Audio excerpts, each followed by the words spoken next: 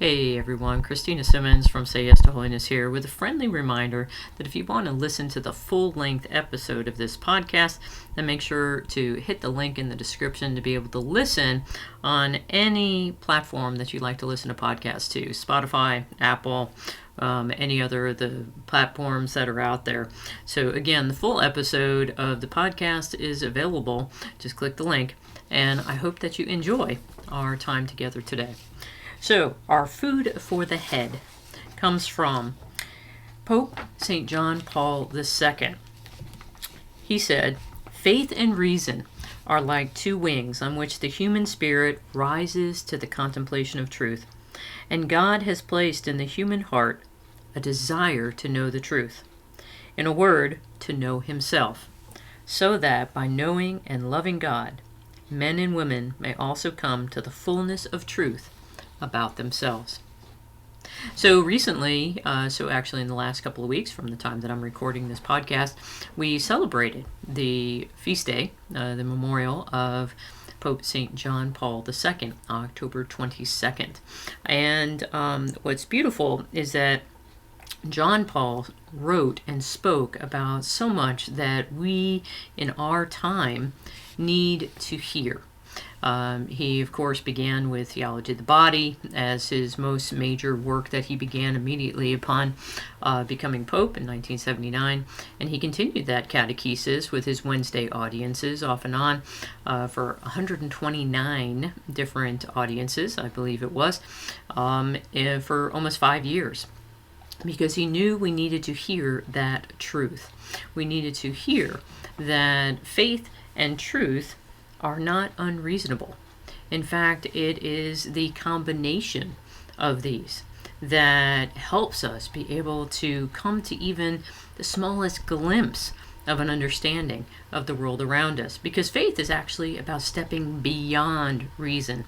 It's not about, setting reason aside.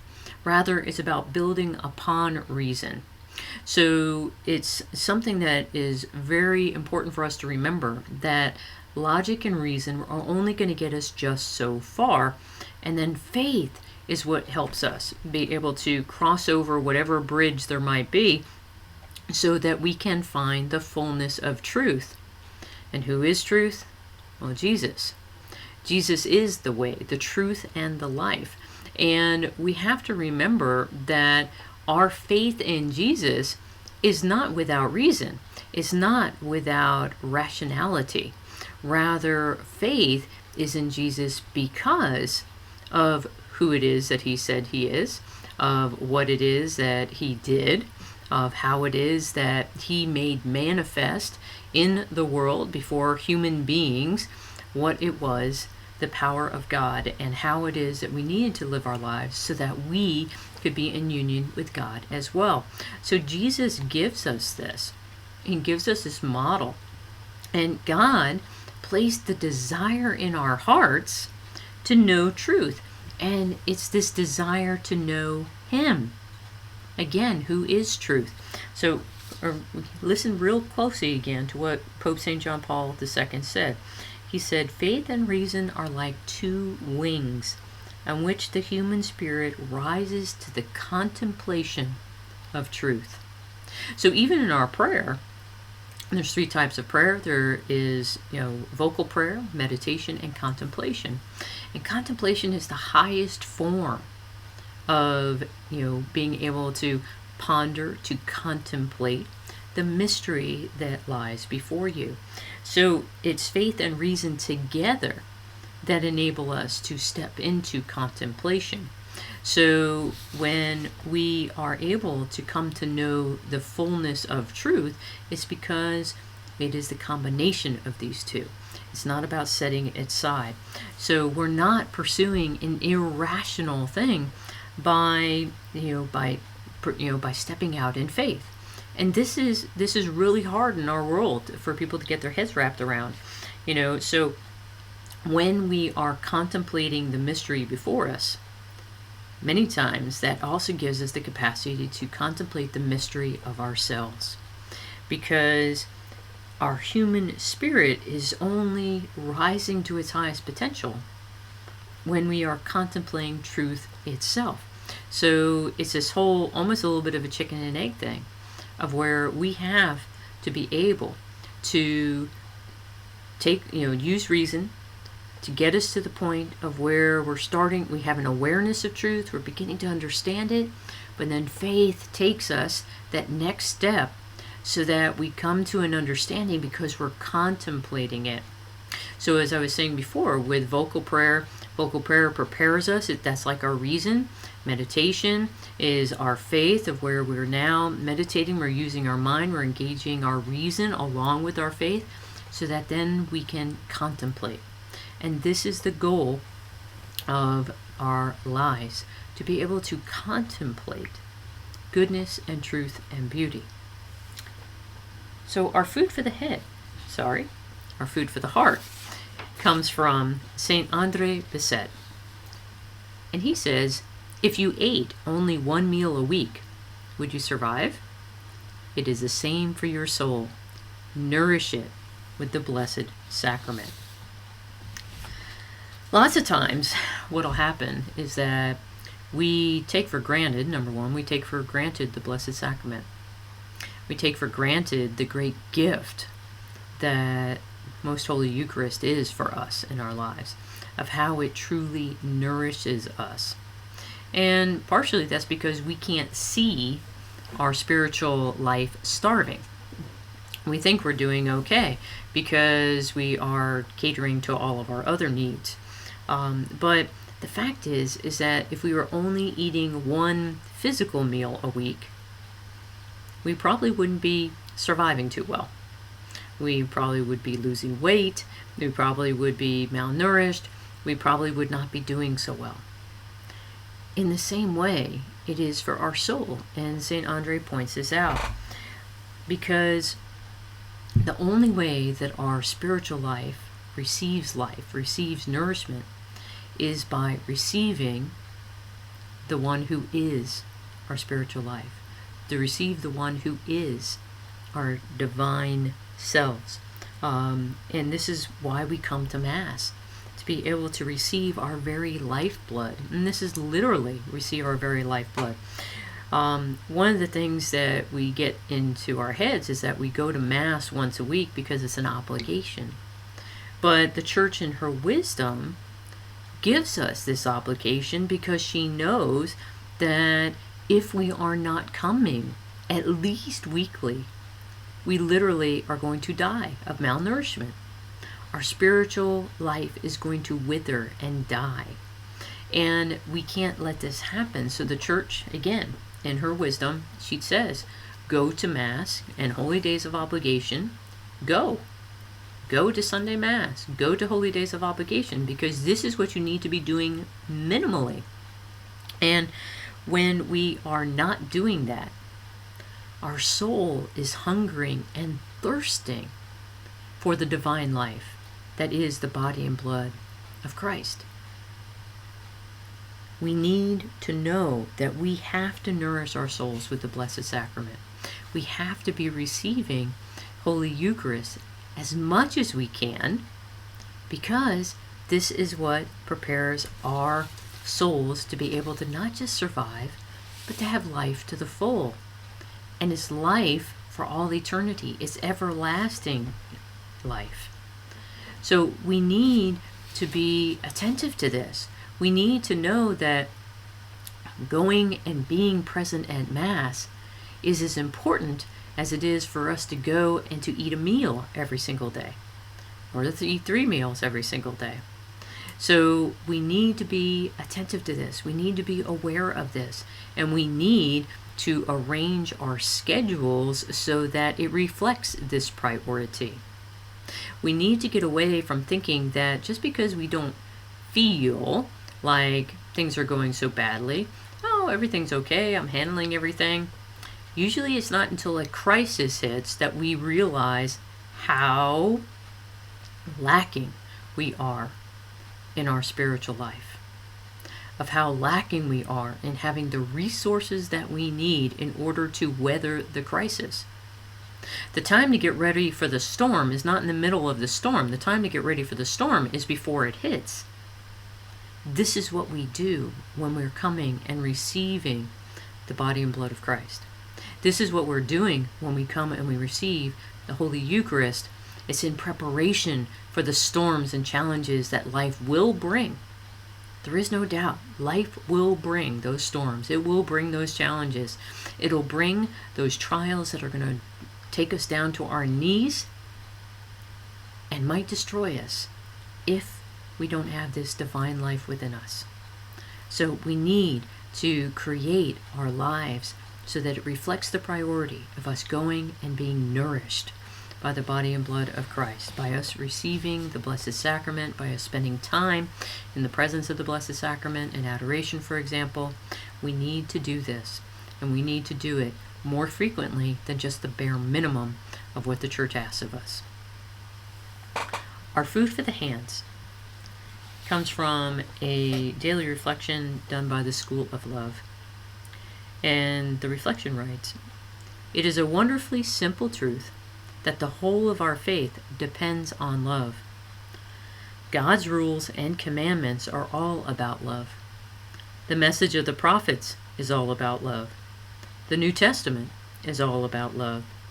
The Church is all about love.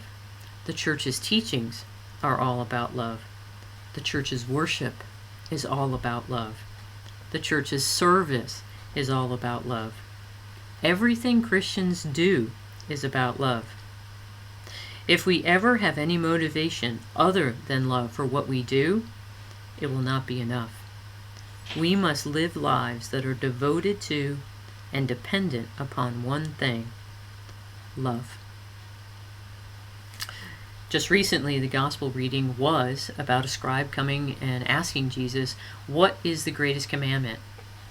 And Jesus responds with the Shema, which is, "Love the Lord your God with all your heart, all your soul, all your mind, and all your strength." And then he adds, "And love your neighbor as yourself." These are the two great commandments. Why? Because it's about love. And this is exactly what this reflection, is telling us. And is possibly, the most important thing for us to understand, that if we are not motivated to love and to be love, then we're missing the point. God is love. Everything is about love. Why? Because everything is about God.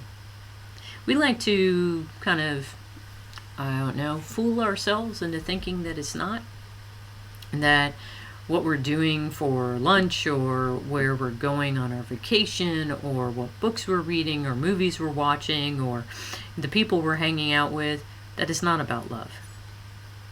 But the fact is that it is, because God is present everywhere. Just as our soul, as I was talking about, relies on the Eucharist for its life, so our faith depends upon love. And again, everything is about love. And God is love, and God is everywhere. So that means, using that logic, using that reason that John Paul II was talking about, that means that everything that we are about, everything that we do, everything that we are about is about love. And we need to remember this. We need to make sure that we are being filled with love and are allowing ourselves to be rooted in and with and filled with love. The only way that we can do that is by spending time with the one who is love.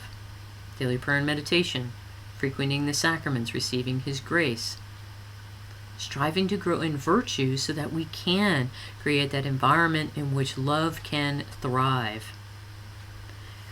When we see this simple truth, that it's all about love, then we realize that our faith is not about knowing or even doing.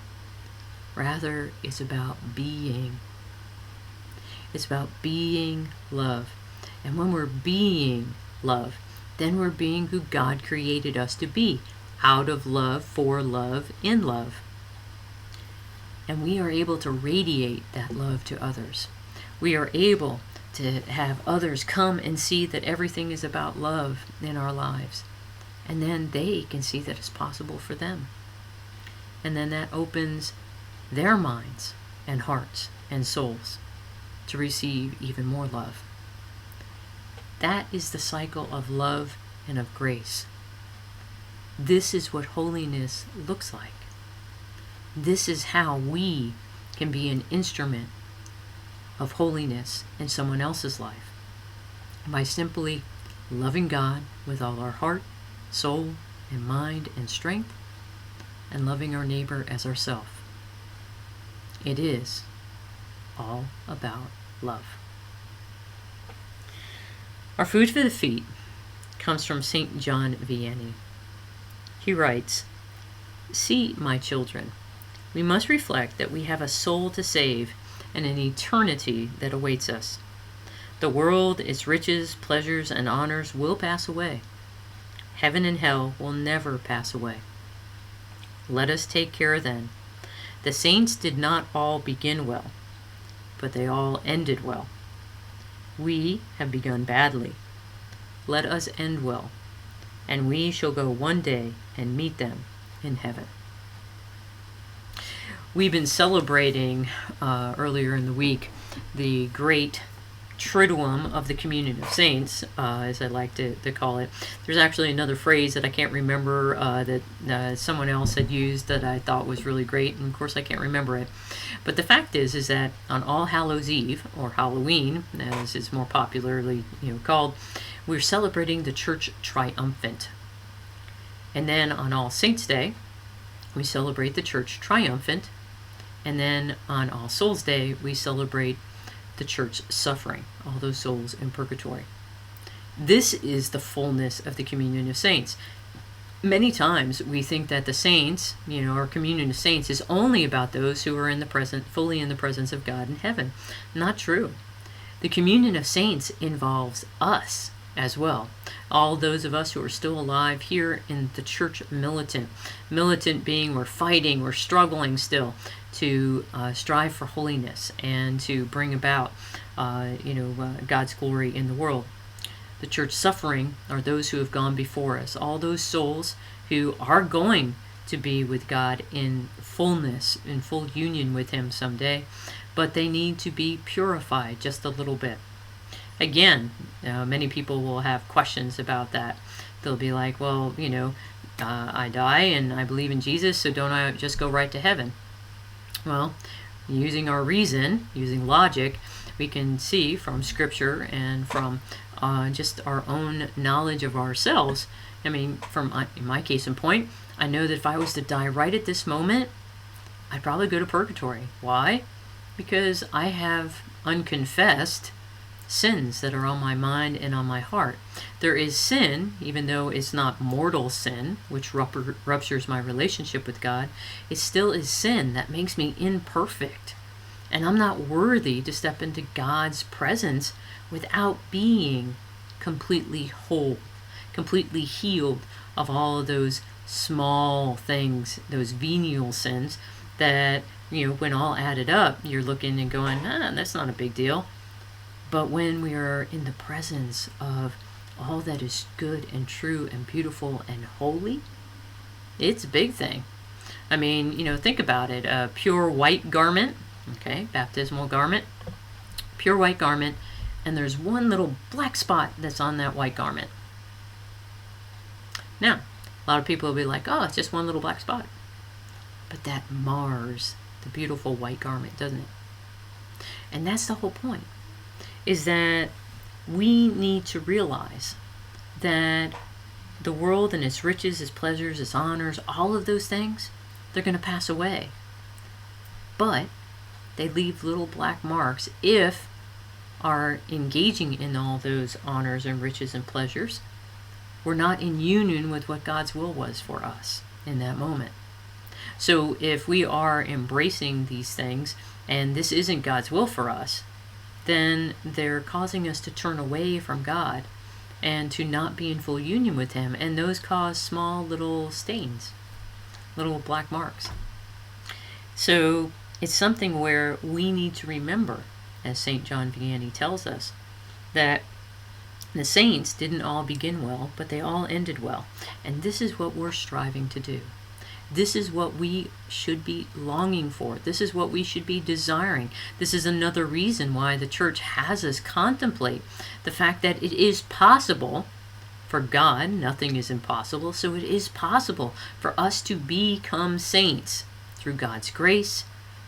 And this is why we celebrate All Saints' Day, is that it's possible. All those saints who we know and those saints that we don't know, but it's possible for us to come into God's presence with God's grace. And we celebrate that, and it's a great feast of hope and joy that this is where we're called to. This is what we are to be about in our lives now. So even though we might have begun badly, or we might have been okay and then we fell, and so don't forget the fact that the only difference between a saint and a sinner is the fact that the saint got up one more time and kept trying, persevering.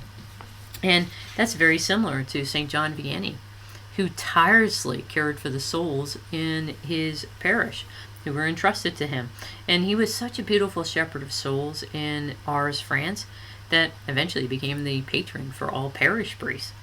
But what really stood out about St. John Vianney was his tireless efforts in persevering to not just save his soul, but the souls of others, and prepare them for eternity. We must always persevere. It can be really difficult this time of year to be persevering, but we have to strive for that. And God's grace will make it possible. So we have to hold on to hope, keep our eyes focused on the prize of knowing that we have been created for eternity. We've been created to be with God for all time. And all of what surrounds us, all those riches, the pleasures, the comforts, they're all going to fade away. But it doesn't matter, because we are destined to go and be with our beloved Lord in heaven. This is our goal. This is our call to holiness. This is our destiny, if we but say yes. And what are we saying yes to? We're saying yes to taking Jesus at his word, who said that we must strive to love. We must believe in the one who was sent to us with our faith. We must use our reason, but when reason fails, we must use our faith. And when our faith fails, we can rely upon the grace that was given to us in Holy Eucharist. And when we rely upon God's grace, then we are empowered and able to love as God created us to love. And even if we fall, which we all will, then we'll be able to end up well, just like the saints who've come before us. This is how we have to live out our faith. This is how we must strive to persevere. This is how our faith and our reason and our desire to love all get rolled up into one. Again, this is the great call that we have, to enter into the life of the divine here on earth, here and now, to become the living and breathing and wonder-working saints that God created us to be. So say yes to all that God has created you to be. Say yes and embrace the life that he desires for you. Say yes and become the saint you were created to be.